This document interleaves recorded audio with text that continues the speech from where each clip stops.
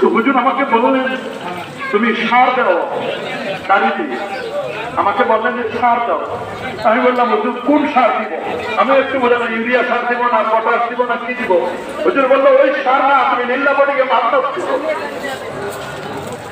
আমি বললাম হুজুর তখন আমাদের হাদিয়া মাদ্রাসায় বেতন পাইতাম ৩২০০ টাকা, ৩২০০ টাকা বেতন। এখানে এই যে এই অল্প টাকার বেতনে আমি তখন বললাম যে হুজুর বেতন তো পাই সর্বোচ্চ ৩,৫০০ কত মান্যত করবো?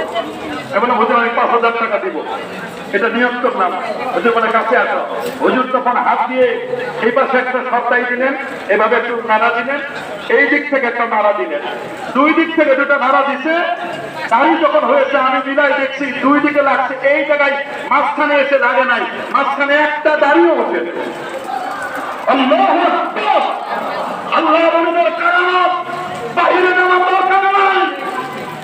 আপনি যদি এখানে আল্লাহর মাজারে যান সত্যিকার, আপনারা যদি ওই রকম লোহার মতো তরিকা নষ্ট করতে পারেন, আমার বিশ্বাস ওইখানে দেখতে আল্লাহর অলি শোয়া। আপনি যদি ওই রকম পাওয়ারফুল হতে পারেন, সালাম দিলে আল্লাহ আপনার সালামের জবাব দিবে। আল্লাহ আকবার বলে। যদি বিশ্বাস না হয় এর অন্য কাউকে জিজ্ঞেস করার দরকার না। এই দরবারের বহু মানুষ আছে যারা এখানে গেলে সালাম দিলে এখনো মোবাইলে যেমন কথা বলা যায় হুজুর কাছের সাথে ওই রকম কথা বলা যায়। আল্লাহু আকবার। আল্লাহু আকবার।